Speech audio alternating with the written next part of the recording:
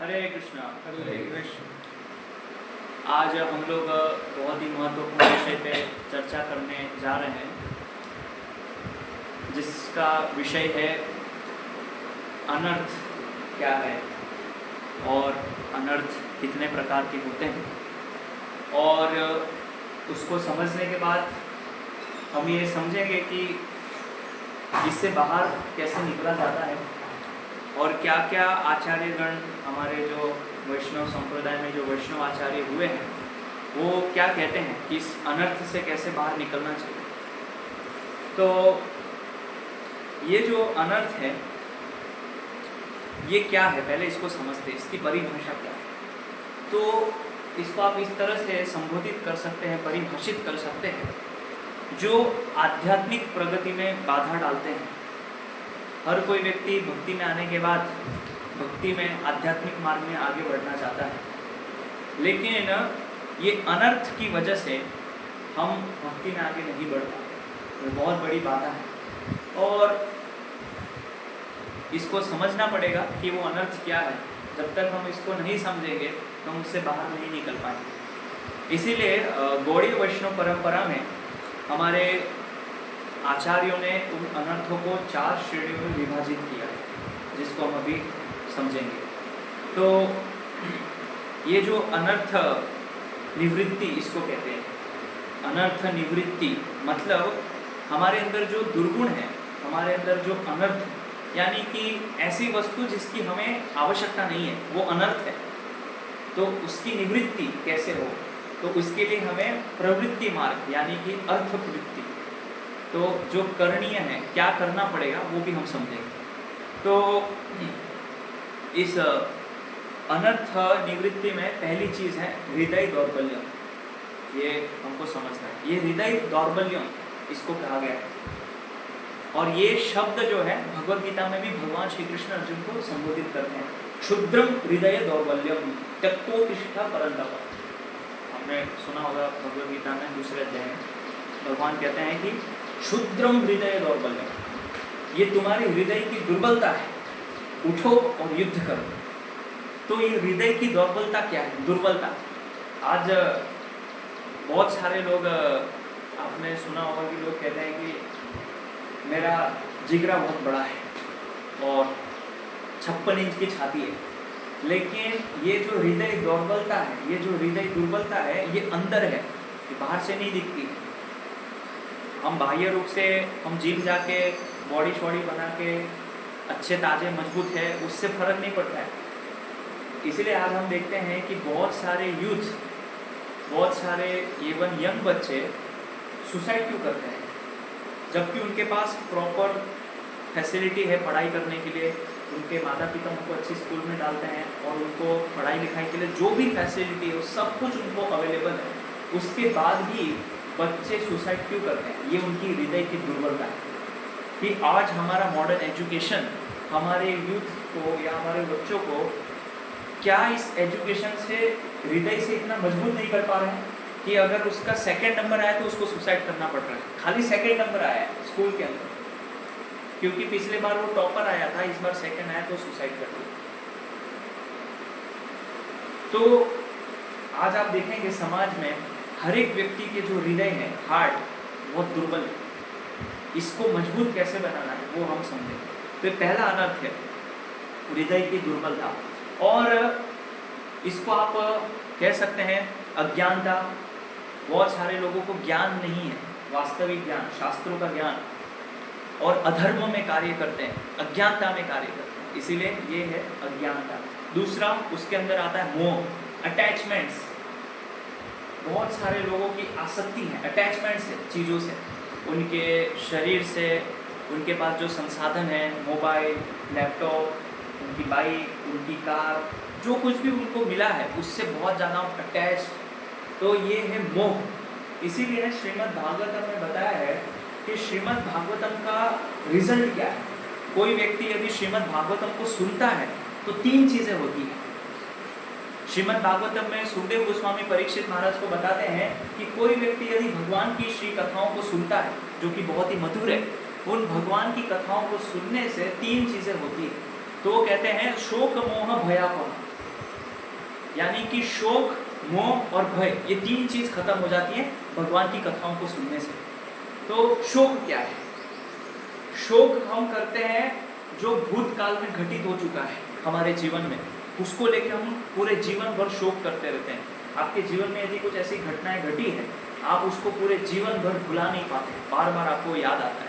तो भूतकाल में जो भी हमारे साथ हुआ है, चोरी हुई हमारे साथ या हमारे साथ धोखा हुआ है ना, प्रेमिका ने मुझे धोखा दे दिया, मेरे साथ ब्रेकअप कर दिया, ऐसे यूथ एज में, यंग लाइफ में यही होता है। तो पूरे जीवन भर उस घाव को भुला नहीं पाता, शोक। दूसरा बताया गया मोह, ये होता है अटैचमेंट, यानी कि ये बताया गया प्रेजेंट के लिए, वर्तमान के लिए, जो भी हमारे पास है उससे व्यक्ति बहुत ज़्यादा अटैच्ड होता है, ये है मोह। और तीसरी चीज़ बताई भय, तो जो चीज़ हमारे पास है ये ना खो जाए या ये चली ना जाए, इसका हमें भय होता है, ये मेरे पास बनी रहे एज इट इज़। इसीलिए बहुत सारे लोगों को अभी जो ये शरीर मिला है, ये बॉडी मिला है, इसका भय होता है कि बॉडी चला ना जाए, यानी कि मृत्यु से डर लगता है, सबसे बड़ा भय। तो भगवान की कथाओं को सुनने से शोक मोह भयापह ये चले जाते हैं। तो इसलिए हमें भगवान की कथाओं को नित्य रूप से सुनना चाहिए। और तीसरा, हृदय दुर्बलता के अंदर आता है अशुद्ध इच्छाएं, इम्प्योर डिजायर्स, ऐसी डिजायर्स जो प्योर नहीं है, जो शुद्ध नहीं है। तो हमारे अंदर कभी कभी इस तरह की इच्छाएं आती हैं, इस तरह की इच्छाएं उमड़ती हैं जो कि शास्त्र अनुकूल नहीं होती है, शास्त्र सम्मत नहीं होती है, और उस इच्छाओं को हम पूरा करते जाते हैं, और उस इच्छाओं का पूरा करने के कारण हम और ज़्यादा अज्ञानता में, हम और ज़्यादा मोह में फंस जाते हैं। इसीलिए ये जो अशुद्ध इच्छाएं हैं, हमें इसको प्यूरिफाई करना पड़ेगा, शुद्ध इच्छाएं। तो ये हृदय दुर्बलता के अंदर आता है। इसीलिए कभी कभी हमारे अंदर भी ऐसी इच्छाएं आ सकती है, तो हमें उसको पहचानना पड़ेगा, ये प्योर डिजायर है या इम्प्योर डिजायर है। और वो कैसे पता चलेगा? जब आप एसोसिएशन करेंगे, भक्त संग में रहेंगे, जब श्रील प्रभुपाद के लेक्चर्स सुनते हैं, जब प्रभुपाद जी की बुक्स पढ़ते हैं, तो आपको पता चलेगा कि ये डिजायर जो मेरे अंदर आ रही है, ये प्योर नहीं है, this is impure desire. That's why I should not cultivate this desire. इस तरह की इच्छाओं को मुझे कल्टिवेट नहीं करना चाहिए, क्योंकि अगर मैं इस तरह की डिजायर्स को कल्टिवेट करूंगा तो क्या होगा, मेरा ही नुकसान होगा। इसीलिए हमारे अंदर ऐसा नहीं है कि हर समय हर वक्त हमेशा प्योर डिजायर ही आएगी, ऐसा नहीं है। कोई भी भक्त ये नहीं बोल सकता है कि मेरे अंदर, वो तो बहुत उन्नत अवस्था है भक्ति में।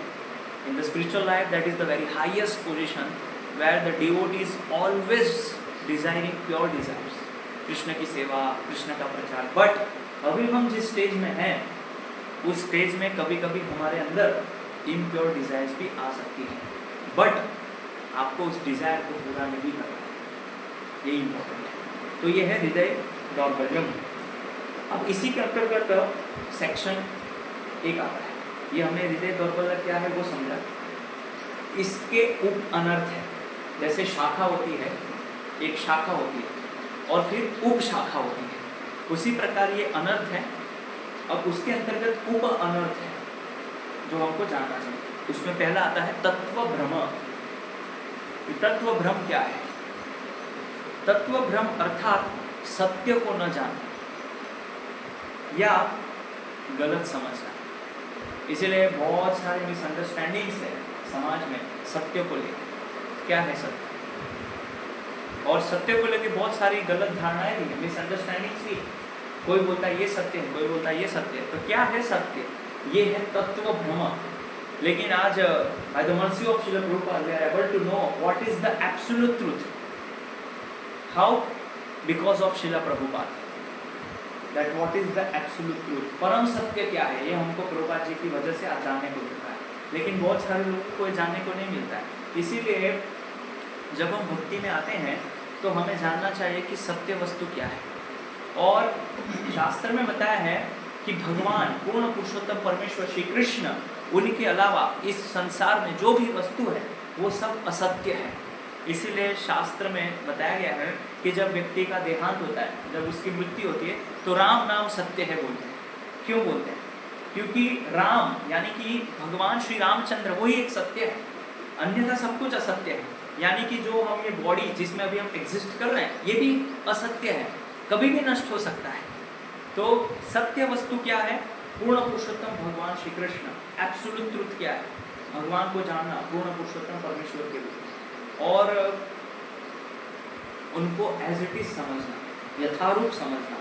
ये अगर हम नहीं समझेंगे तो फिर क्या हो जाएगा? तत्व भ्रम, हम तत्वों में भ्रमित हो जाएंगे। इसीलिए तत्वों को सही सही ज्ञान होना, तत्वों को सही सही समझना, ये बहुत आवश्यक है।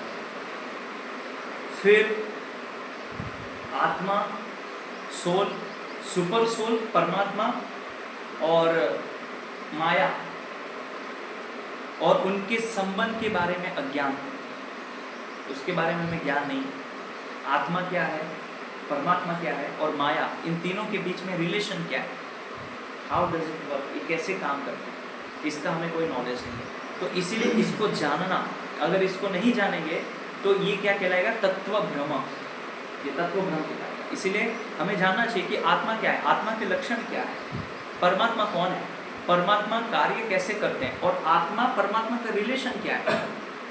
तो कई बार हम बोलते हैं ये माया माया है, ये माया है, इसको छोड़ दो, माया है माया है, बट वो माया भी भगवान की शक्ति है, ये भौतिक जगत भी भगवान की शक्ति है, माया भी भगवान की शक्ति है। तो माया कैसे काम करती है, वो कैसे शक्ति है, वो कैसे कार्य करती है, उसको जानना, इसको समझना। तो फिर हम अगर इसको समझ जाएंगे तो हमको कभी भी तत्व भ्रम नहीं होगा। और दूसरा इसके अंदर क्या होता है? अतत्व भ्रम, ये तीसरी, अतत्व भ्रम, यानी कि जो सत्य नहीं है उसे सत्य मानना। आज यही होता है मटेरियल वर्ल्ड में, जो चीज़ सत्य नहीं है उसी को लोग सत्य मानते हैं। जैसे फॉर एग्जांपल, ये बॉडी इटर्नल नहीं है, ये टेम्परेरी, लेकिन फिर भी लोग इसके लिए इतना एंडेवर करते हैं, इतना एफर्ट्स लगाते हैं इसको मेंटेन करने के लिए, और इस यहाँ पे एग्जिस्ट करने के लिए, यहाँ पे रहने के लिए कितने एंडेवर्स किए जाते हैं। हम देखते हैं दिन रात घर बन रहे हैं, दिन रात ऑटोमोबाइल्स आती जा रही, नई नई मोबाइल्स, नई नई लैपटॉप्स, और शरीर को मेंटेन करने के लिए किस किस तरह के टैबलेट्स, मल्टीविटामिन्स और कैसी कैसी चीज़ें आ रही है, जबकि ये असत्य है, ये सत्य नहीं है, ये टेम्परेरी है, लेकिन फिर भी हमारे एंडेवर कितने सारे उसको मेंटेन करने के लिए, जबकि पता है कि एक दिन नष्ट हो जाएगा, लेकिन फिर भी लोग इस बॉडी को सत्य मानते हैं। इसीलिए ये है अतत्व भ्रम, ये अतत्व भ्रम है कि जो सत्य नहीं है उसे हम सत्य मान लेते हैं। जैसे कि मटीरियल, ये सत्य नहीं है ना, लेकिन फिर भी क्या है, लोग उसको सत्य मानते हैं। ये टेम्परेरी, कुछ समय के लिए, लेकिन लोग सोचते हैं कि मुझे यही रहना है, यही भौतिक जगत, यहीं पे पूरा एंडेवर करके, प्रयास करके मेरा अच्छे से मैं फिट रहूं, अपनी सेंसेस को एंजॉय करूं और अच्छे से लाइफ को जीऊं। इस तरह की विचारधाराएं होती है लोगों की। इसीलिए आपने कई बार गाड़ी पे पढ़ा होगा, लिव यंग लिव फ्री, सुना है गाड़ी पे। और फिर कई बार आपने सुना होगा just do it, rise up. ये इस तरह की क्या है, ये दिखाता है कि ये मटेरियल वर्ल्ड में कैसे रहा जाए, बट ही डजंट नो, उसको ये पता नहीं है कि ये टेम्परेरी है, उसको जो बॉडी मिला है ये टेम्परेरी है, लेकिन हम लोग उसको नहीं समझ पाते। इसीलिए हमको ये रियलाइज करना चाहिए कि कैसे हमको जो बॉडी मिला है, ह्यूमन बॉडी, ये कितना रेयर है, और उसमें भी कृष्णा कॉन्शियस मिलना ये और ज़्यादा रेयर है, और उसमें भी कृष्णा कॉन्शियस में डिवोटी एसोसिएशन मिलना, दैट इज़ वेरी रेयर। क्योंकि आज आपको मटेरियल वर्ल्ड में एक अच्छे भक्तों की संगति मिलना, that means you are very fortunate, आप बहुत सौभाग्यशाली है कि ऐसे दूषित वातावरण में भी कुछ ऐसे लोग हैं जो इस चीज़ों से बच रहे हैं, ऐसे लोगों का एसोसिएशन आपको मिल रहा है, दैट इज़ वेरी इंपॉर्टेंट। नहीं तो आप देखिए कि एसोसिएशन बहुत काम करता है। अगर हम किसी गलत व्यक्ति के संग में बैठ रहे हैं तो भले ही आप उसको एंटरटेन नहीं कर रहे, लेकिन मान लीजिए आप उसके साथ एक दिन गए, 2 दिन गए, 3 दिन गए, चौथे दिन, 5वें दिन, 6ठे 7वें दिन तो आप उसके साथ स्मोकिंग करना चालू कर ही देंगे, ये गारंटी है। 7वें दिन भले ही आप नहीं पिएंगे, लेकिन वो बोलेगा एक ढक्कन पी के देखो, तो आप पियोगे और फिर आपको आदत चालू हो जाएगी। लेकिन उसी तरह यदि किसी भक्त, किसी डिवोटी के एसोसिएशन में है, तो भले ही आप 1 दिन, 2 दिन, 3 दिन, 4 दिन चैंटिंग नहीं करोगे, लेकिन 7वें 8वें दिन आप चैंटिंग करना अपने आप शुरू कर दोगे, अपने आप भगवान को भोग लगा हुआ कृष्ण प्रसाद लेने लगोगे, बाहर की चीजें नहीं खाओगे। क्यों? This is the importance of association. ये संघ का प्रभाव है, इसीलिए हमको संघ चूज करना पड़ेगा, एसोसिएशन हमको चूज करना पड़ेगा कि हमको किसके संग में रहना है। इसीलिए यदि हम ये समझेंगे कि ये सत्य है और ये नहीं है, इसको जानने के लिए हमको पहले ज्ञान होना चाहिए शास्त्रों का, प्रभुपाद के लेक्चर सुनने पड़ेंगे, डीओटी के एसोसिएशन में रहना पड़ेगा, तो फिर हम ये समझ पाएंगे कि क्या सत्य है और क्या असत्य है, what is the real and what is the non real. और फिर इसी के अंतर्गत जैसे मैंने बताया कि जैसे लोग शरीर को ही आत्मा मान लेते हैं, इसलिए उनकी जो भी एक्टिविटीज़ होती है वो पूरी ऐसी होती है कि शरीर ही सब कुछ है, लेकिन आत्मा के लिए कभी कोई कार्य नहीं करते। और दूसरा, भौतिक संपत्ति को स्थायी मानते हैं, जो भी उनके पास भौतिक मटीरियल, जो भी उनके पास जो कुछ है आज, उसको ही वो लोग इटर्नल मानते हैं, ये हमेशा रहेगा। इसीलिए हम लोग ये डिवोशनल लाइफ क्यों एक्सेप्ट किए, ये बहुत इंपॉर्टेंट क्वेश्चन है। This is the preparation for death. ये भगवान की भक्ति हमको भगवान की सेवा करके, भगवान का प्रसाद लेके, भगवान का कीर्तन करके हमको भगवान के धाम जाना है, भगवत धाम, और वहाँ भी उनकी सेवा करनी है, जो कि हमारा इटर्नल, हमारा शाश्वत, वही हमारा आइडेंटिटी है। तो ये प्रिपरेशन है डेथ। लेकिन बहुत सारे लोग इसके ऊपर विचार भी नहीं करना चाहते। अरे कौन, किसने देखा मृत्यु, हमने तो नहीं देखी मृत्यु, कौन देखेगा इसको? जो मर के जा चुके, क्या वो बताने आए थे कि ऐसा ऐसा होता है मरने के बाद? कैसे पता चला आपको? तो ऐसे बहुत सारे लोग नास्तिक होते हैं और वो इस चीज़ को स्वीकारते नहीं, और उनको लगता है कि इस भौतिक जगत में सुख है, बस इसको ढूंढो। लेकिन एक चीज़ आप हमेशा याद रखिए अपने माइंड में, इस भौतिक जगत में कोई सुख नहीं है। क्यों? क्योंकि भगवान खुद भगवद गीता में घोषित कर रहे हैं, ही इज डिक्लेयरिंग दुखालयम अशाश्वतम। If you read Bhagavad Gita पढ़ेंगे तो उसमें भगवान बोल रहे हैं ये दुखालयम है और दूसरा अशाश्वतम है। तो जब भगवान खुद, जिन्होंने ये वर्ल्ड को बनाया, वो खुद बोल रहे हैं कि ये दुखालयम है, तो हम कैसे इसमें सुख ढूंढ सकते हैं? हाँ, हमको सुख लग सकता है, वो हमको लग रहा है, हम ऐसा मानते हैं, लेकिन वो नहीं है वास्तव। शास्त्रों में यहाँ तक उपमा दी गई है कि यदि आप रेत को पीस के, उसको पीस के यदि तेल निकाले तो संभव है एक घड़ी पे तेल निकालना, लेकिन इस भौतिक जगत में सुख निकालना ये असंभव है। अगर आप किसी दुकान पे जाओ, किराने की दुकान पे, और उसको बोलो भाई साहब मुझे रेती का तेल चाहिए, वो हंसेगा आपको। रेत का तेल कभी सुना है? लेकिन एक उपमा दी है, अगर वो रेत को भी पीसा जाए तो उसमें से भी तेल निकलना फिर भी संभव है, लेकिन भौतिक जगत में सुख ढूंढना ये पूरा असंभव है। तो हम ये सारे जो भी हमारे एफर्ट्स है, हम अच्छी अच्छी बाइक पे घूमते हैं, हमारा जो पूरा लाइफस्टाइल है पूरा एकदम हाई प्रोफाइल होना चाहिए, किसके लिए, किसको दिखाना है? हम ये सब क्यों कर रहे हैं? हम अच्छे अच्छे कपड़े पहनते हैं, हम अच्छा चश्मा भी लेंगे तो रॉबिन का लेंगे, वुडलैंड की पैंट लेंगे, हम जूते भी लेंगे तो एकदम नाइकी के लेंगे, अगर मुझे गाड़ी चलाना है तो R1, R51, Z5, इस तरह की, ये किसको दिखाना है? क्या ये इंजॉयमेंट प्रोपेंसिटी नहीं है?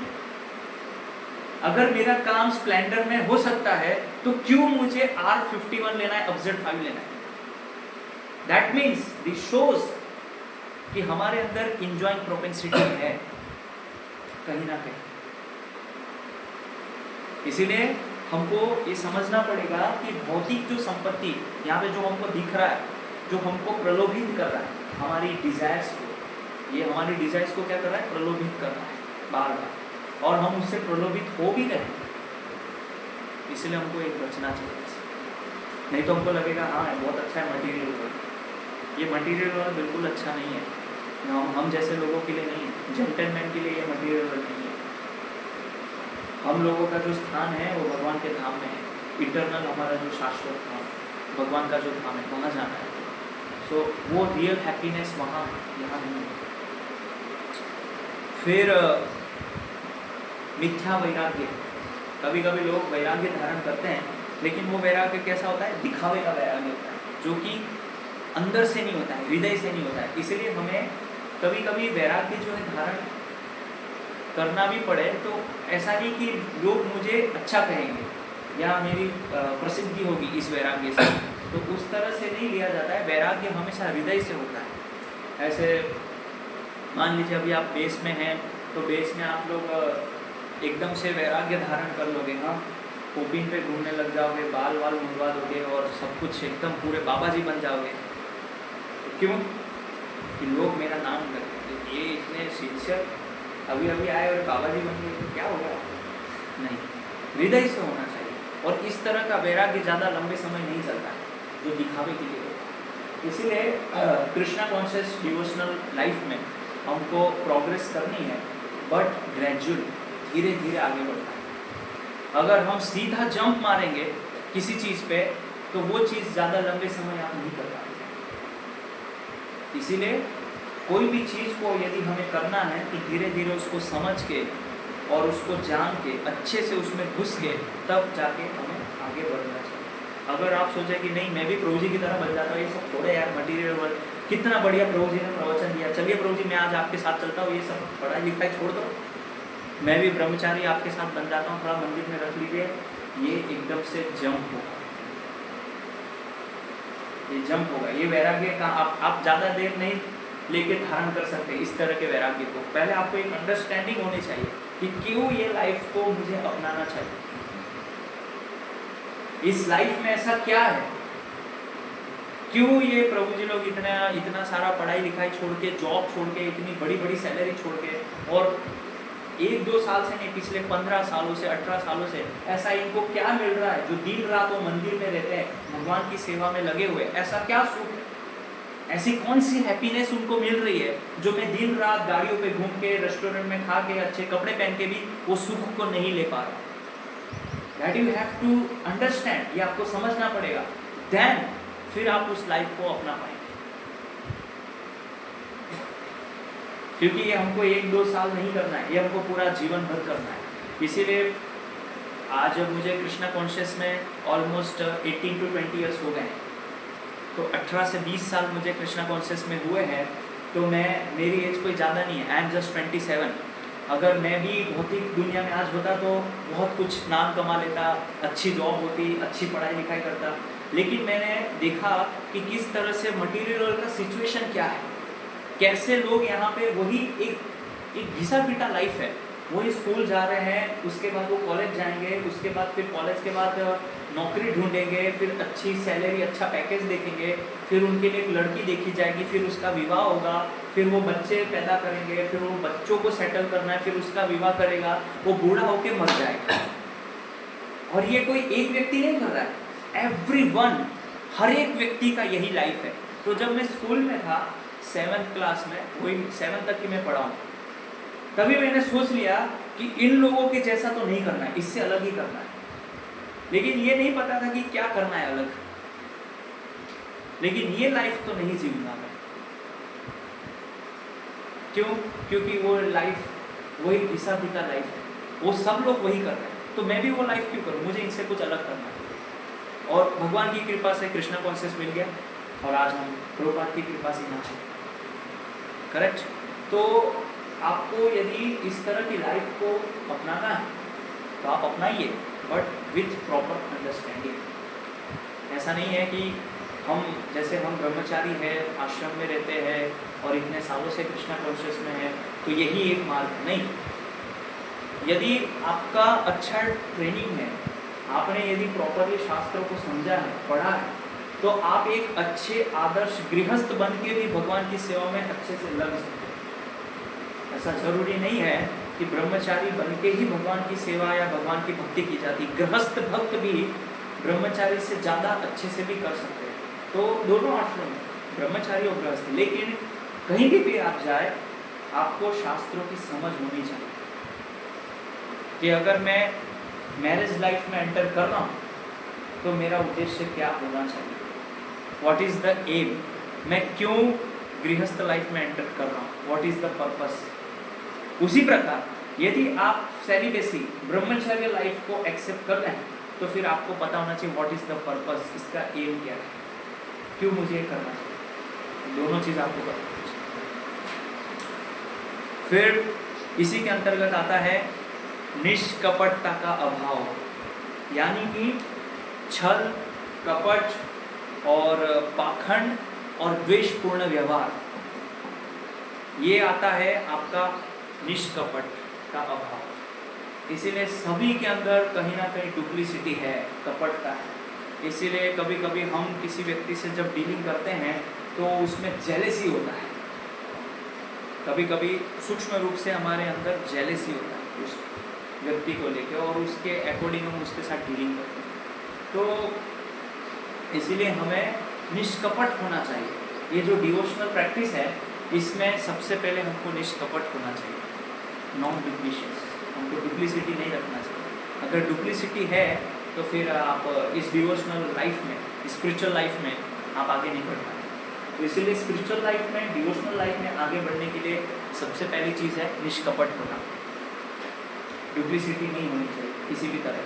डुप्लिसिटी बहुत तरीके से हो सकती है कि जब आप मान लो यहाँ रहते हो बेस में, यहाँ आएगा तो बहुत अच्छा दिखाएंगे सबके सामने, बहुत अच्छा व्यवहार है, लेकिन जैसे ही आप बेस से बाहर जाते हैं, स्कूल कॉलेज में जाते हैं, तो वहाँ कुछ भी खा रहे हैं, कुछ भी देख रहे हैं, लेकिन जैसे ही यहाँ आते हैं डिवोटी बन जाते हैं।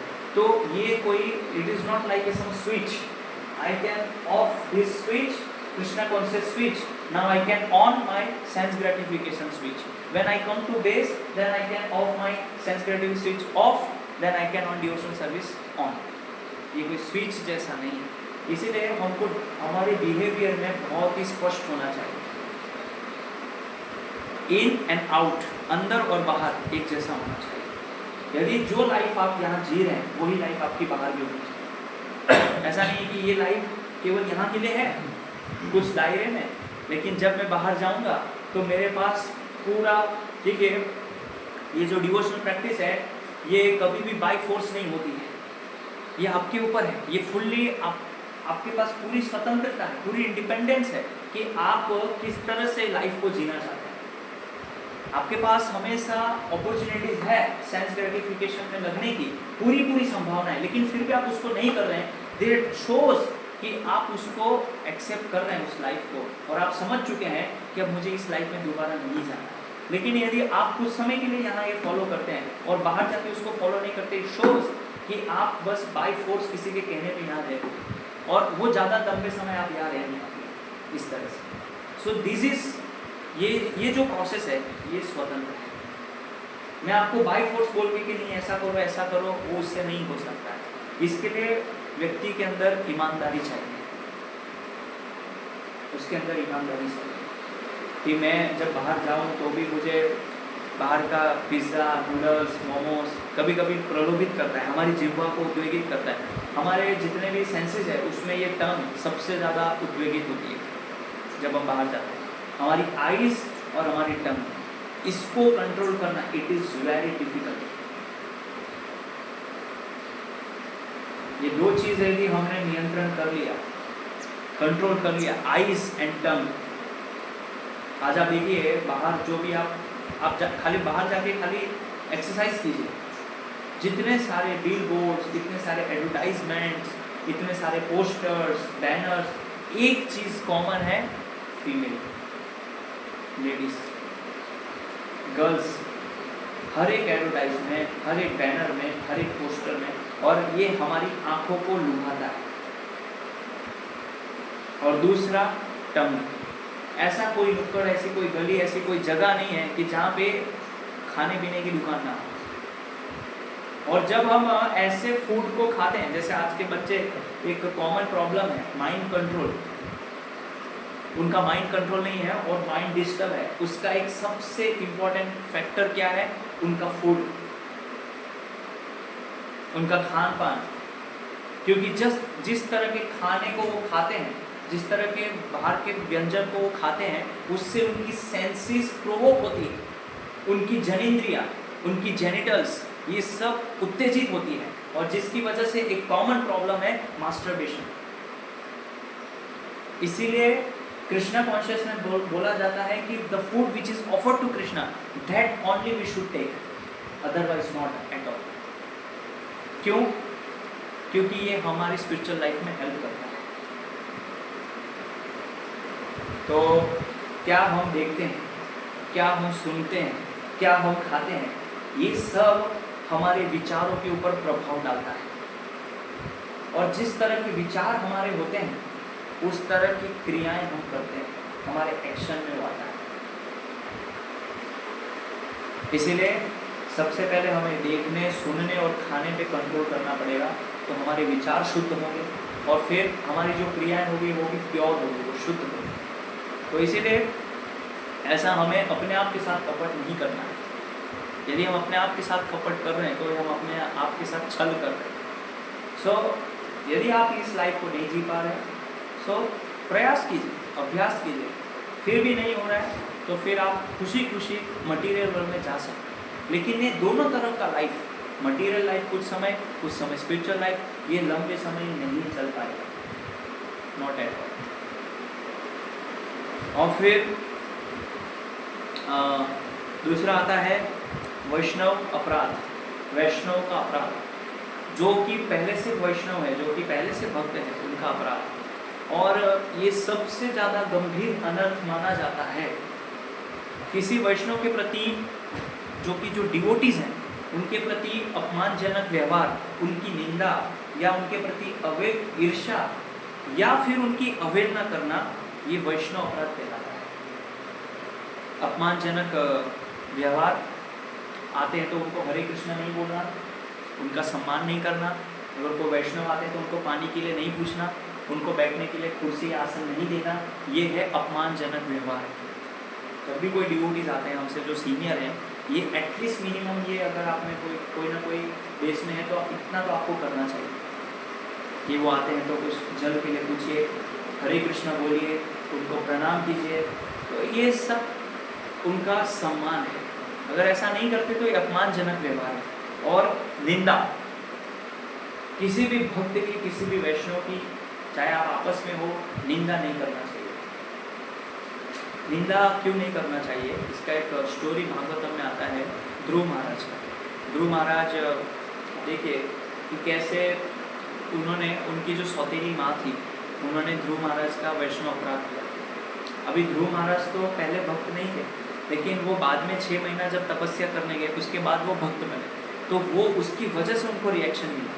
इसलिए उनके भाई और उनकी माँ दोनों का देहांत हुआ। वो उनको ऊपर के जो लोग थे उन्होंने अपहरण किया और उनको मारा। तो ये क्यों हुआ? वैष्णव अपराध की वजह से। तो हो सकता है ये आज डिवोटी नहीं है लेकिन कल डिवोटी बन जाए। May be is not devotee today but he may become devotee tomorrow. और जब वो डिवोटी बन जाएगा तो उसका रिएक्शन आपको लगेगा। इसीलिए किसी भी डिवोटीज की हमें निंदा नहीं करनी चाहिए, क्योंकि सबके अंदर कुछ ना कुछ क्वालिटीज भगवान ने दिया हुआ है और उस क्वालिटी को हमें पहचानना चाहिए और उस क्वालिटीज को पहचान के उसको सीखने का प्रयास करना चाहिए हर एक डिवोटी के अंदर। अगर ये नहीं करेंगे then definitely you will do निंदा, क्योंकि हमको किसी के अंदर अच्छा गुण दिखाई नहीं देता है। मुझे लगता है मेरे अंदर सारे गुण हैं,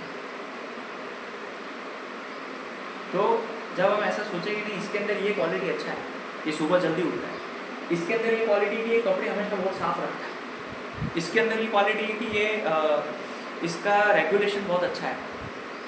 ऐसे किसी ना किसी के अंदर बहुत कुछ ना कुछ गुण हो सकते हैं, उस गुणों को हमें लेना चाहिए, उसको एक्सेप्ट करना चाहिए। इसीलिए चाणक्य पंडित कहते हैं कि यदि गुण कहीं से भी मिले तुरंत उसको एक्सेप्ट करो,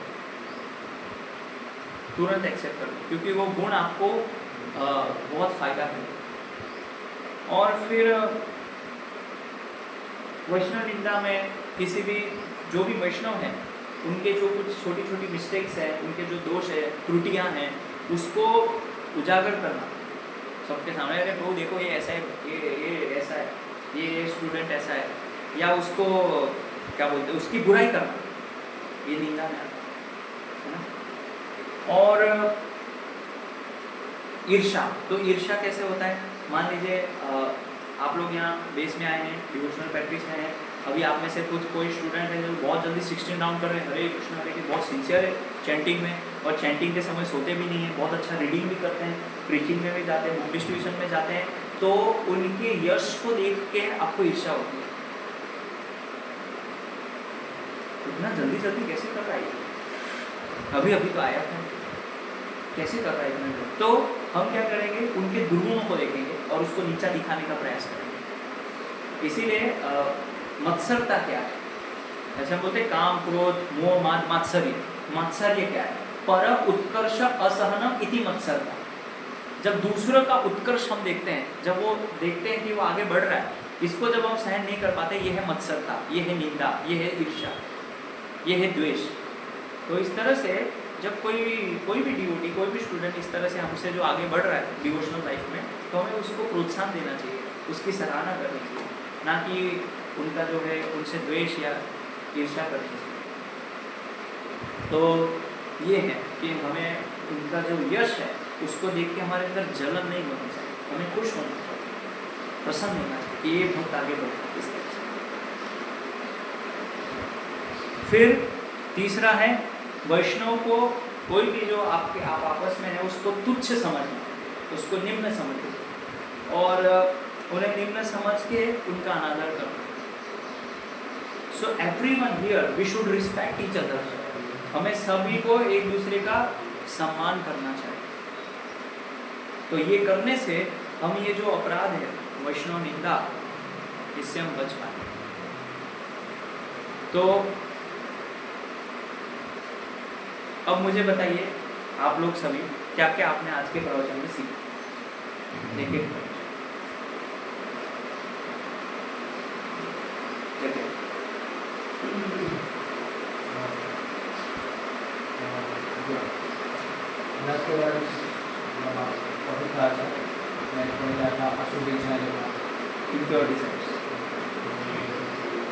आपका नाम? उज्ज्वल।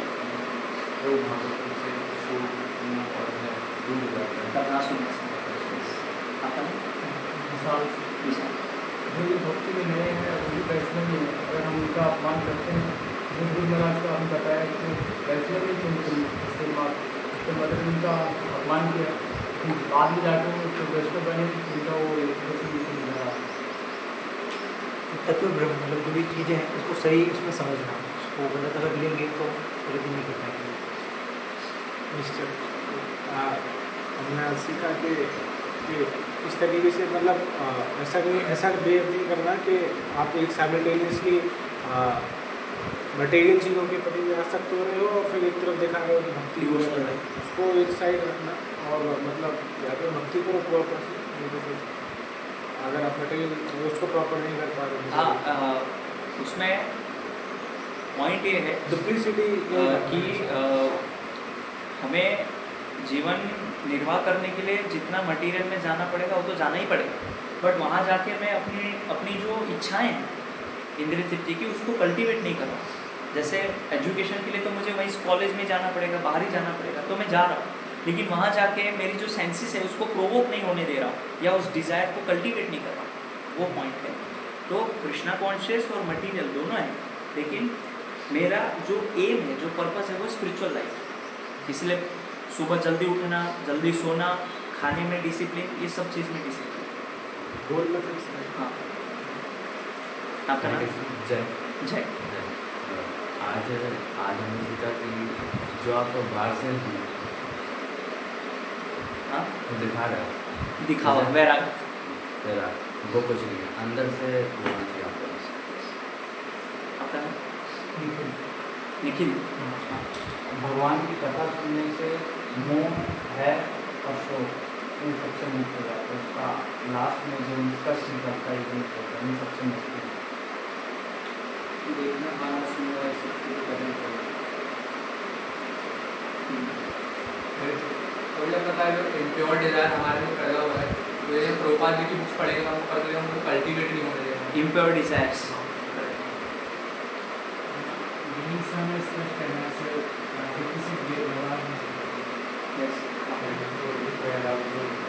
ध्रुव और दूसरे के घोड़ों को संभाल रहना चाहिए और जो कर रहा है उसमें कुछ सीनियर रहना चाहिए। Very good point. दूसरों के गुणों का सम्मान,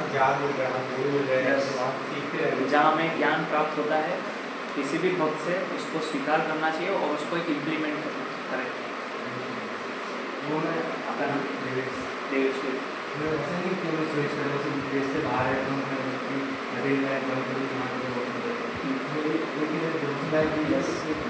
यस, तो it is not like A switch board कि जब मैं बाहर जाता हूँ तो डिवोशनल का स्विच ऑफ करना है तो मैं तिलक भी नहीं करूँगा, कटरी भी नहीं पहनूंगा।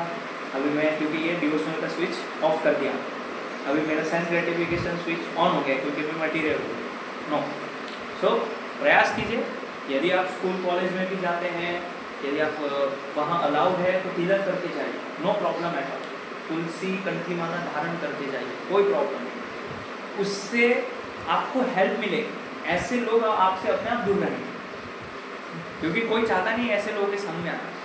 लेकिन यदि आपके अंदर खुद ही ऐसी इच्छा है कि नहीं यार मेरा कोई दोस्त नहीं बनेगा, कौन रहेगा मेरे साथ, तो इसलिए मैं तिलक नहीं करूँगा करके वो उन लोग के साथ में रहूँगा, तो फिर उनके साथ आप जाएंगे तो फिर वही सेम अगेन वो आपको पूरा ही फोर्स करेंगे आपको उस चीज़ में इन्वॉल्व होने। तो इसलिए बहुत सावधान। तो ये एक पार्ट 1 था। अभी इसको हम और 2 पार्ट में देखेंगे कि और क्या अनर्थ है जिससे हमें बचना चाहिए। तो अभी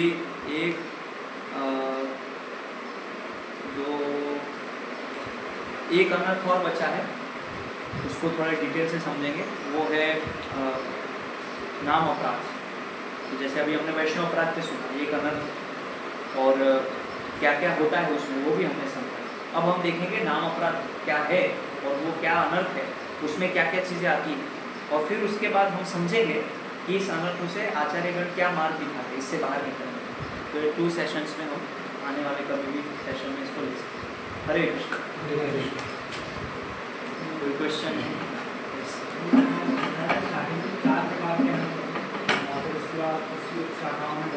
उपनर्थ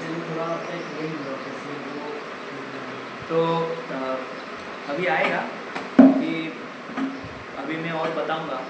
जैसे एक है जो हमने बताया कि अशुद्ध इच्छाएं, तो उसी के अंतर्गत आता है असत तृष्णा, वो एक सेक्शन हो गया। तो असत तृष्णा है। फिर आप इसको इस तरह से ले सकते हैं, तत्वभ्रम, हृदय दौर्बल्य, असत तृष्णा और अपराध, ये 4 कैटेगरी है। फिर उसके अंदर अलग अलग चीज़ जैसे यश और कीर्ति, धन की इच्छा, शरीर को सब कुछ मानना, ये सब उसके नुकसान है। तो उसको यदि आपको कैटेगराइज करना, इसको मैं सार में बताऊंगा। ये तो अभी हम बहुत डिटेल में गए, जब हमारा लास्ट सेशन होगा तो इसको और थोड़ा सिंप्लीफाई कर देंगे कि तत्वभ्रम में क्या क्या हो सकता है, हृदय दौर्बल्य में क्या हो सकता है, और असत तृष्णा, तृष्णा माने डिज़ायर्स जो कि सत नहीं है। और फिर चौथा होगा अपराध। तो अपराध में सब कैटेगरी, धाम अपराध, वैष्णव अपराध, नाम अपराध, सेवा अपराध, ये सब कैटेगरी वो हम डिटेल में फिर और समझेंगे। Okay, thank you very much. ध्यान से सुना आप लोगों ने, कोई सोए नहीं होगा, बहुत अच्छा है।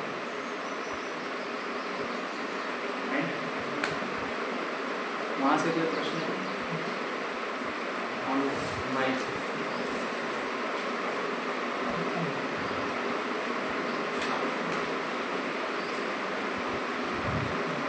कोई क्वेश्चन सामने?